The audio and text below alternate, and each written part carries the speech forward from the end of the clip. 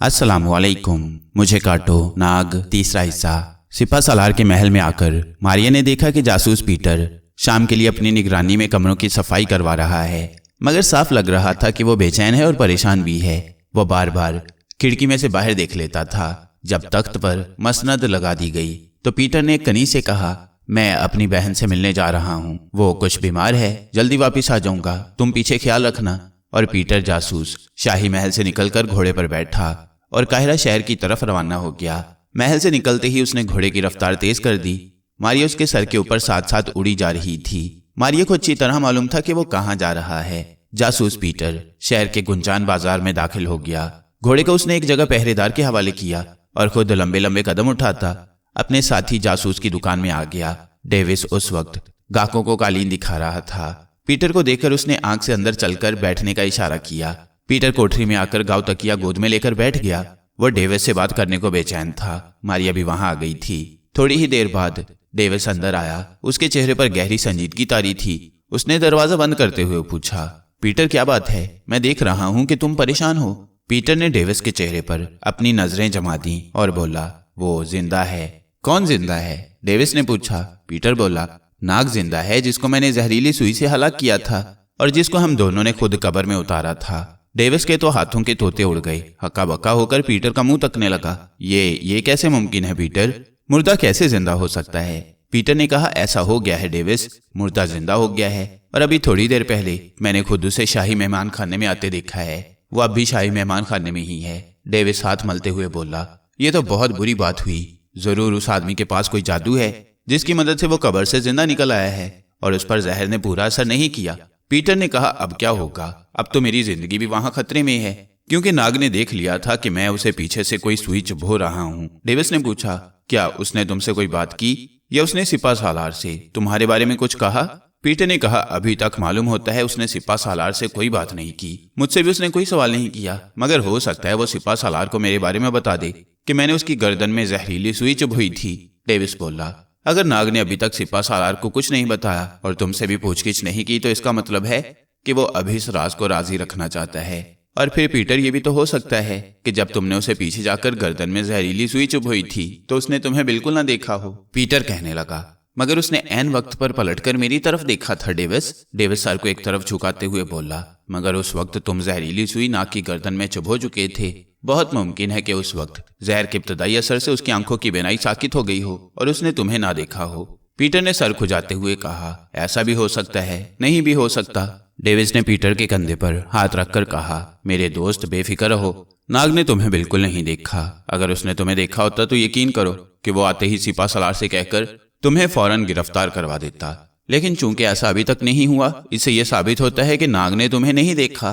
Peter बोला, अच्छा चलो, मैं ऐसे ही सोच लेता हूँ, मगर सवाल यह है कि अब क्या होगा? सुल्तान अयूबी कल नहीं तो परसों काहिरा पहुंच जाएगा और फिर नाग उसे यरूशलेम में ईसाई फौजों की नकलो हरकत के बारे में पूरी तफसील से बता देगा।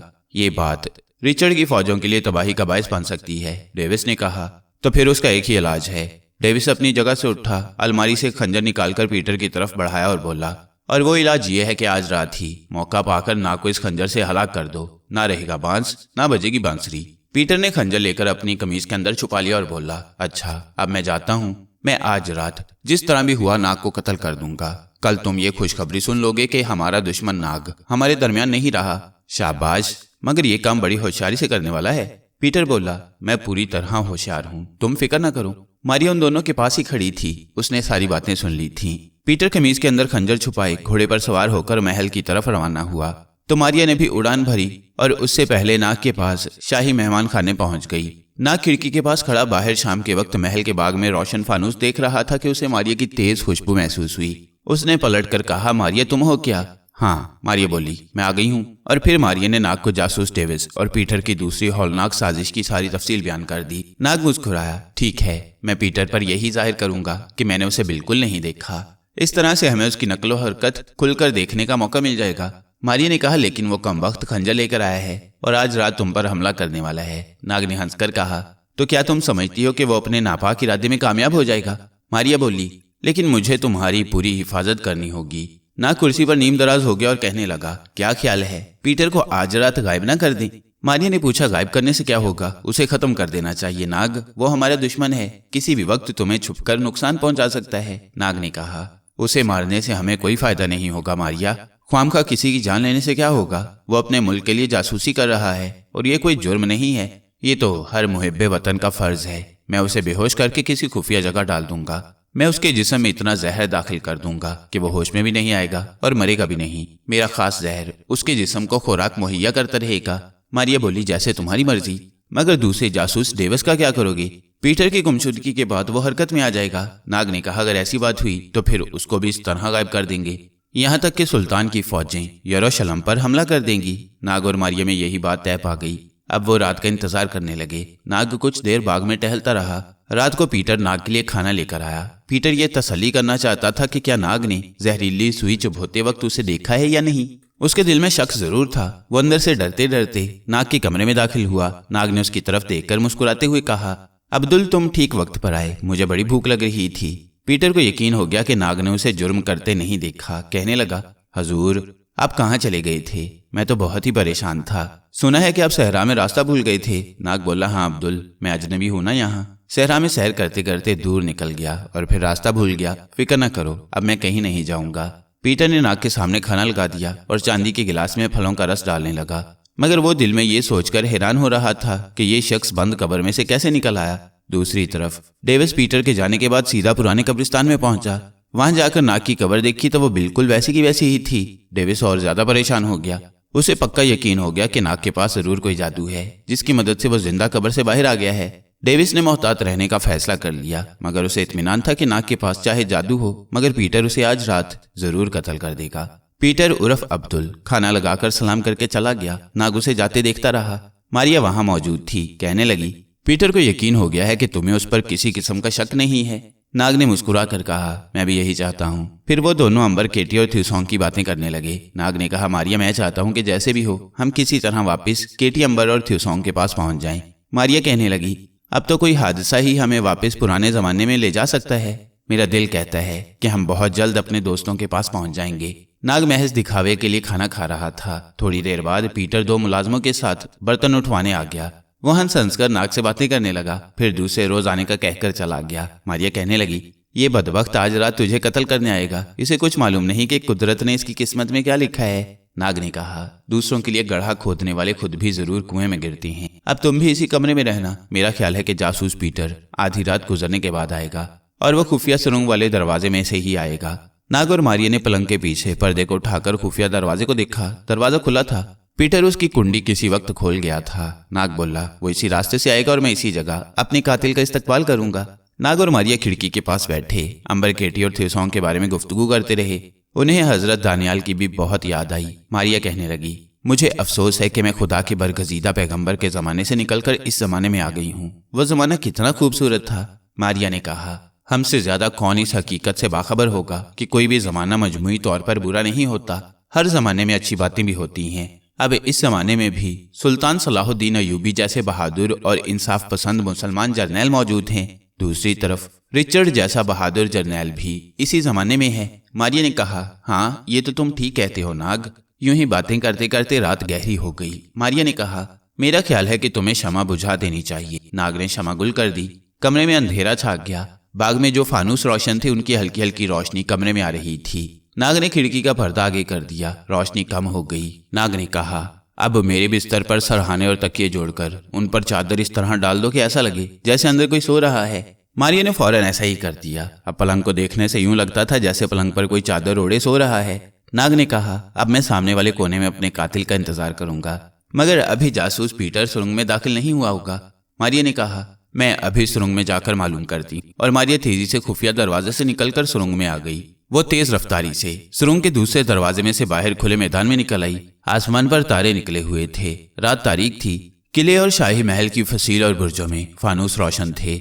अचानक मारिया को दूर से जैसे एक साया आगे बढ़ता नजर आया। वो लपक कर उस तरफ गई। ये जासूस पीटर था जो स्याली बादे से मुंह सर ढांपे घोड़े पर सवार शाही मेहमान खाने के खुफिया दरवाजे की तरफ बढ़ा चला रहा था। मारिया पलट गई और सुरंग में परवाज करती नाग के पास आकर बोली, तुम्हारा कातिल आ रहा है, नसीबे दुश्मना। नाग मुस्कुराया। कहने लगा, तुम एक तरफ होकर बैठ जाओ।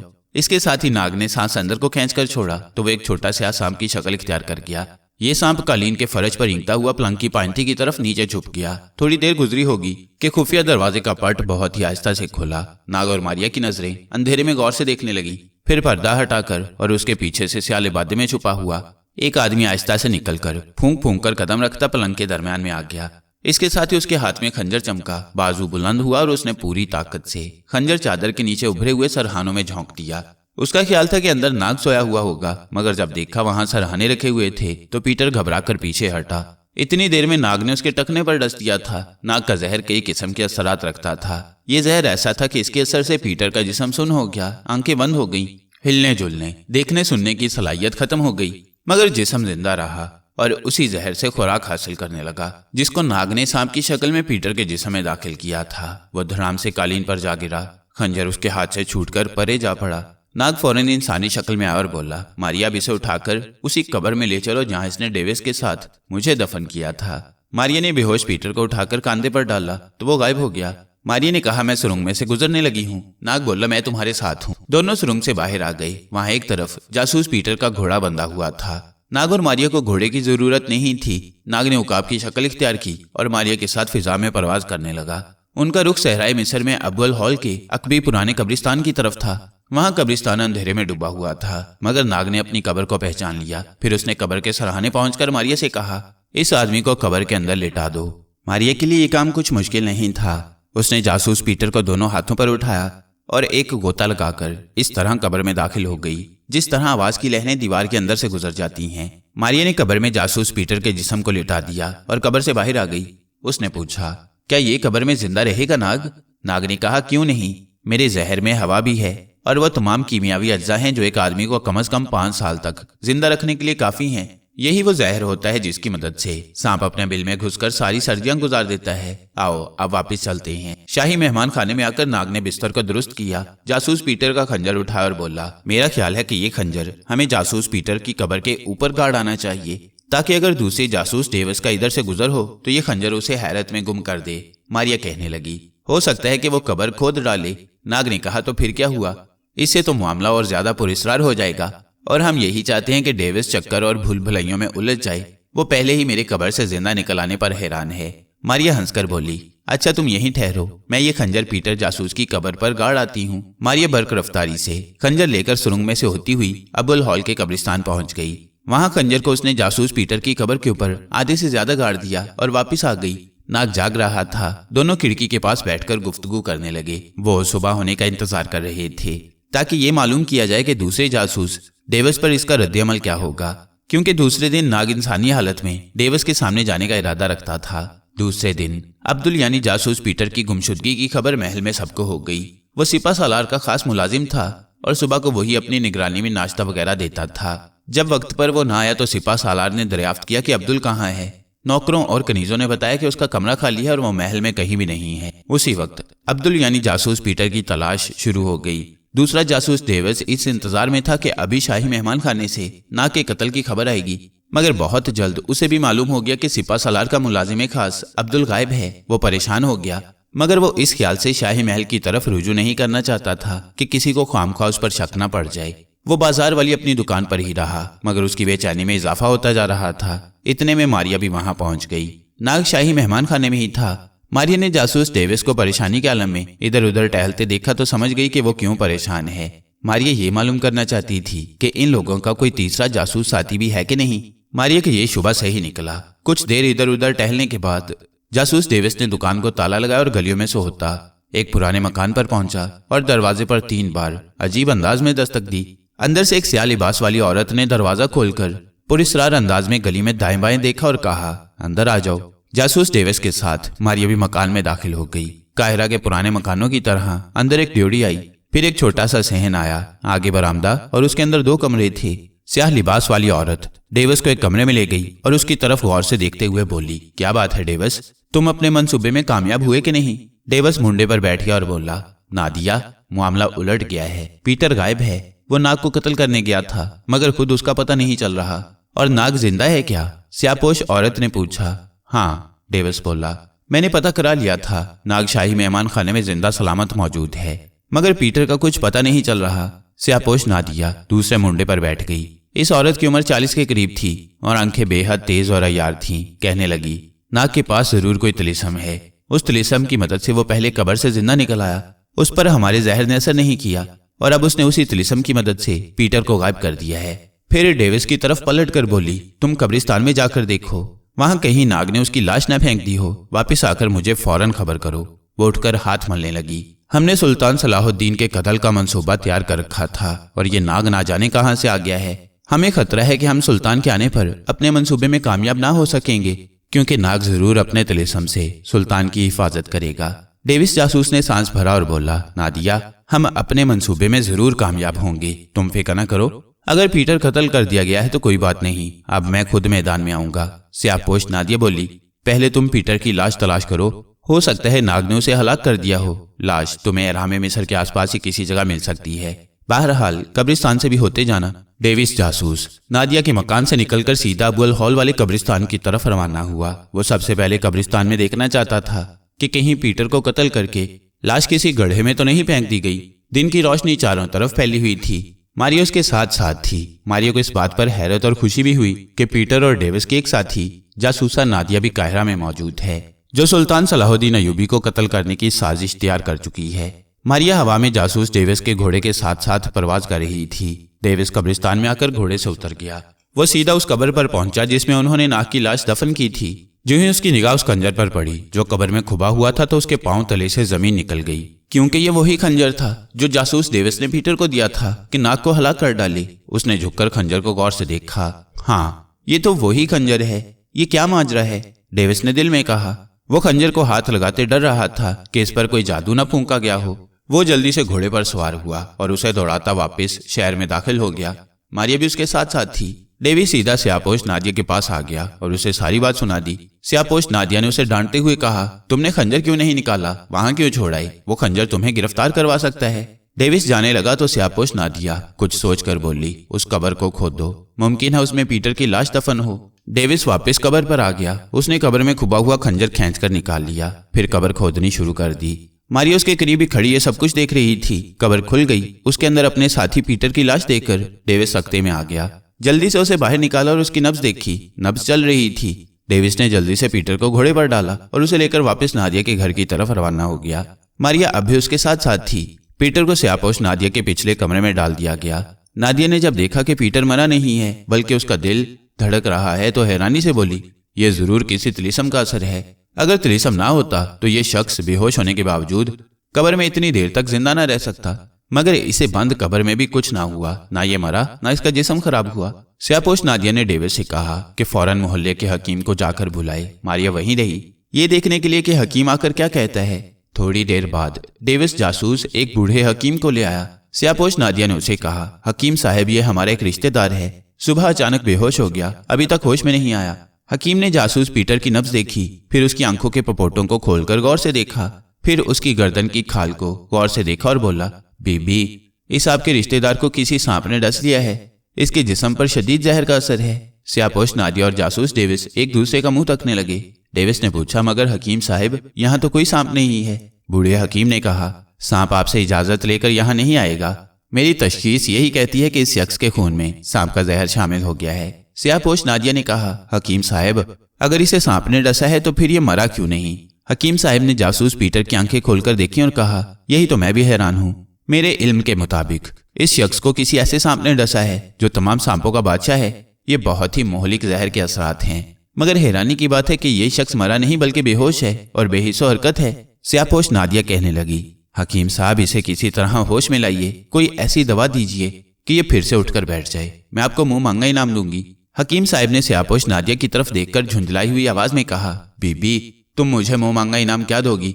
मैं अपने बेटे की इज्जत की खातिर इसका इलाज बताई देता हूँ। सुनो, इस जहर का इलाज इस दुनिया की किसी जड़ी बूटी किसी दवाई में नहीं है। हाँ, अगर किसी तरह से तुम सबसे कदीम एहराम के अंदर दफन किसी मिस्री शहजादी या मलका के ताबूत में रखा हुआ शाही मोहरा ले आओ तो इसका इलाज हो सकता है, वरना ये इसी तरह बेहोशी में बूढ़ा होता जाएगा और एक दिन मर जाएगा।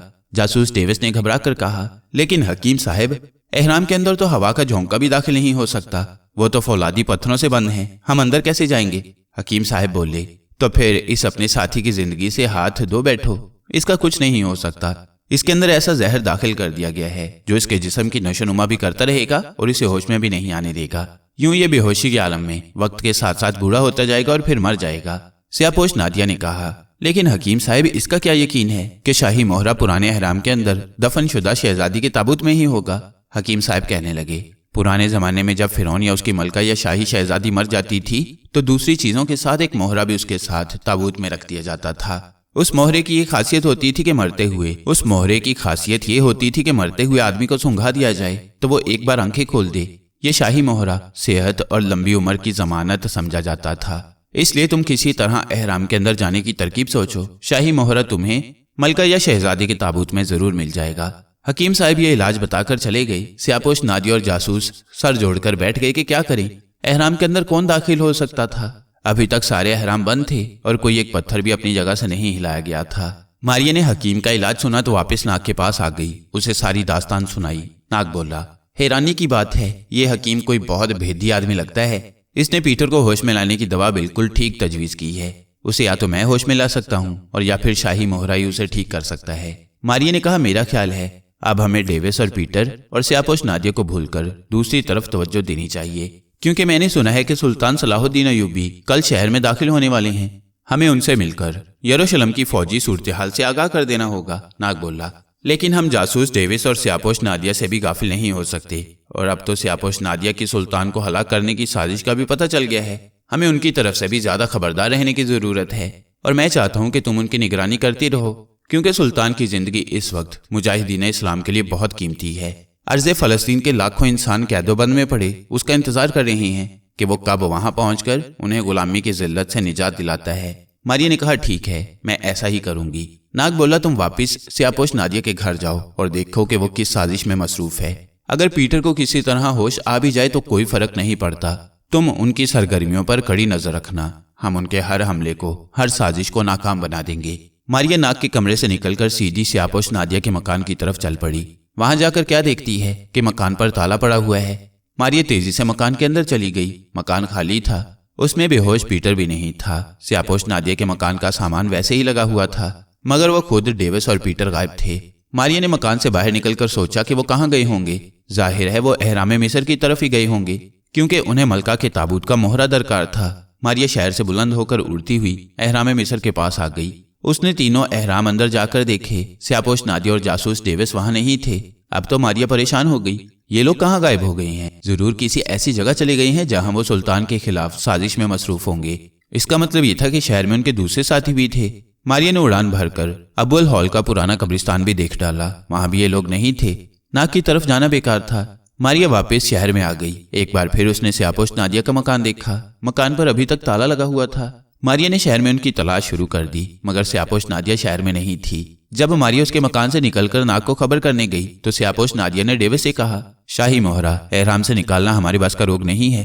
ये बड़ा मुश्किल काम है, लेकिन हम अपने असली मिशन से गाफिल भी नहीं हो सकते। पीटर को उठाकर घोड़े पर डालो और हम इस वक्त ब्रूटस के मकान में चलते हैं।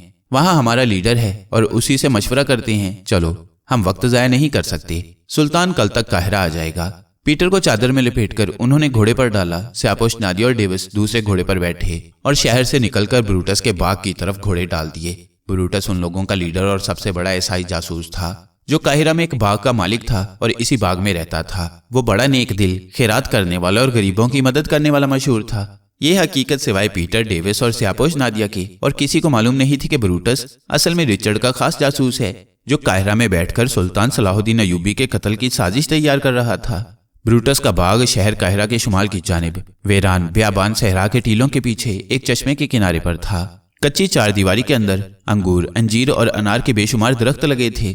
उनके बीच में एक चश्मा बहता था। एक जानिब ब्रूटस का 2 मंजिला मकान था, जिसके नीचे एक खुफिया तहखाना भी था। तहखाने का रास्ता मकान के अंदर से नहीं, बल्कि पीछे अनारों के दरख्तों के दरमियान से जाता था, जहां घास फूस से भरा हुआ एक गड्ढा था। उस गड्ढे के अंदर तहखाने का दरवाजा घास फूस डालकर छुपा दिया गया था। ब्रूटस यहूदियों जैसा नीले कपड़े का फरगल पहने, सर पर यहूदियों जैसी गोल टोपी रखे, बाग के दरवाजे के करीब ही कुर्सी पर बैठा नौकर से पांव दबवा रहा था कि उसे दूर 3 घोड़े बाग की तरफ बढ़ते दिखाई दिए। ब्रूटस ने नौकर से कहा, जाओ ऊपर मकान में जाकर सफाई वगैरह करो, मैं आराम करना चाहता हूँ। तीनों घुड़सवार जब बाग के सामने वाले दरवाजे की तरफ आने की बजाय दूसरी तरफ घूम गए तो ब्रूटस समझ गया कि ये पीटर, नादिया और डेविस के सिवा और कोई नहीं हो सकता, क्योंकि उन्हें हदायत थी कि जब कभी वो कोई अहम बात करने आए तो सीधे दरवाजे से आने की बजाय अकबी दरवाजे की तरफ जाकर इंतजार करें। ब्रूटस उठकर अनार और अंजीर के दरख्तों में से होता हुआ बाग के अकबी दरवाजे की तरफ चला गया। घुड़सवार करीब आकर घोड़ों से उतर आए। ब्रूटस ने उन्हें पहचान लिया। एक सियापोश नादिया और दूसरा डेविस था, मगर तीसरे घोड़े पर किसी आदमी को कपड़े में लपेट कर डाला हुआ था। ब्रूटस बाग में से निकलकर उनके पास आ गया। ये कौन है? उसने जाते ही सियापोश नादिया से पूछा। नादिया बोली, पीटर है ब्रूटस। इसे क्या हो गया है? ब्रूटस ने किसी कदर हैरानी से पूछा। तय खाने में चलकर बताती हैं, डेविस ने जवाब दिया। घोड़ों को एक तरफ बाग की कच्ची दीवार के साथ बांधकर डेविस ने पीटर को कंधे पर डाला और ब्रूटस के साथ वो बाग में दाखिल होकर अनारों के झुंड में आ गए। यहाँ ब्रूटस ने एक निगाह चारों तरफ दौड़ाई। बाग में कोई नौकर उस वक्त नहीं था। वो गड्ढे में उतर गए, घास फूस को अलग हटाया और खुफिया दरवाजे में से गुजरकर सुरंग में से होते हुए तहखाने में आ गए। तहखाने की दीवारें कच्ची थीं, छत ऊंची थी, मगर वहां अंधेरा था। कोने में छत के पास एक गोल सुराग था जिसमें से बाहर की ताजा हवा अंदर आती थी। बेहोश पीटर को उन्होंने फर्श पर डाल दिया। फिर डेविस ने ब्रूटस को सब कुछ बताया कि पीटर के साथ क्या गुजरी है और वह क्यों बेहोश हुआ है। हमें कुछ पता नहीं चल सका कि इस पर क्या तिलिस्म हुआ है कि जिससे इसके जिस्म में किसी सांप का जहर फैल गया है। हकीम ने बताया है कि अहराम मिस्र के अंदर, मुल्क मिस्र के मकबरे में ताबूत के अंदर जो शाही मोहरा पड़ा है वो इसका इलाज है, मगर वो कौन जाकर ला सकता है? ब्रूटस की भवें सुकड़ गईं, चेहरे पर नाराजगी के असरात उभरे और बोला, तुम लोगों ने लापरवाही से काम लिया है। अब इसको इस जगह बेहोश रहने दो, हम इसके बारे में बाद में सोचेंगे। सबसे पहले हमें सुल्तान को अपने रास्ते से हटाना है।